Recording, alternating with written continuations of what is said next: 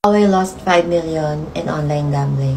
Umabot sa 5 million pesos ang nawala sa transgender beauty queen at social media personality na si Lars Pacheco matapos ma-addict sa pagsusugal. Mismong si Lars ang nagkwento sa publiko sa pamamagitan ng isang Facebook video kung paano siya unti-unting nalulong at na-addict sa online gambling.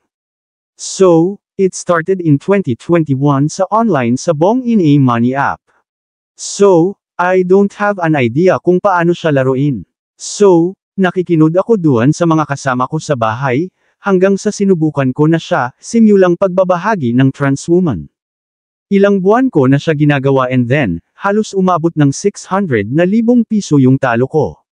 After noon, nagkaroon ng issue yung mga sabungero. So, tinanggal duwan sa money app yung online sabong, pagbabalik tanaw ni Lars. Kasunod nito, nag-try naman sa iba pang online gambling app si Lars kung saan mas tumindi pa ang pagka-addict niya lalo na nang masubukan niya ang isang Baccarat gaming app. Naging Baccarat queen naman ako. And sabi ko, mas madali dito kasi dalawa lang yung pagpipilian, banker at player. Dito, mas naging seryoso yung lahat, kasi yung gaming app nakakonekta na siya sa bank account ko. Payo niya sa lahat ng mga naa-addict na rin ngayon sa sugal, tumigil na habang maaga pa dahil sa ending, matatalo rin daw kayo.